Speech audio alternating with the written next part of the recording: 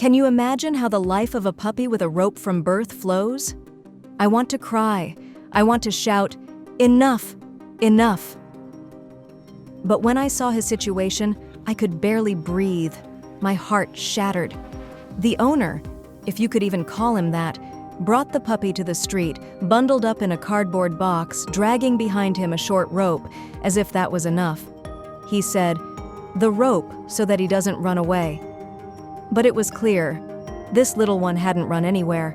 For months, maybe his whole life, his legs were never allowed to stretch, never allowed to feel the earth beneath them.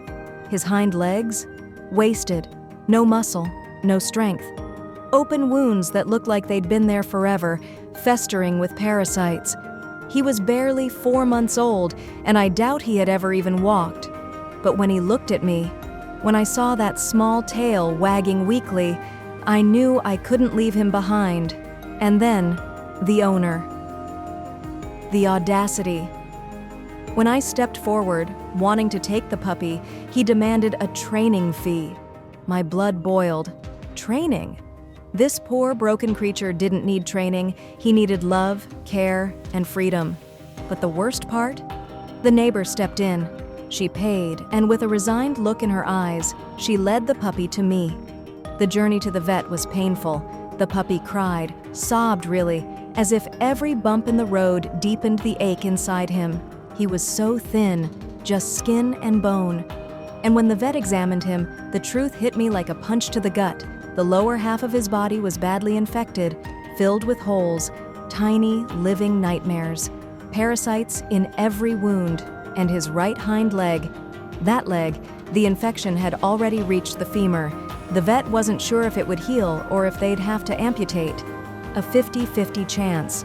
We named him Custodio because he was a guardian of his own spirit despite everything. But as the days passed, I couldn't stop thinking about his leg. 1 week later, Custodio was starting to recover. He gained weight. He began to stand, to walk a little. It was shaky, but it was something.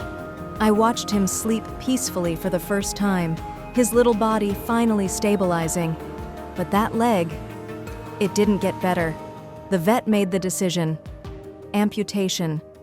The infection was too deep, but we had hope. Without that leg, Custodio might be free of pain. He would survive. The surgery was successful. The little warrior made it through. If you liked the video, put like and subscribe to the channel, where you will find a lot of interesting things.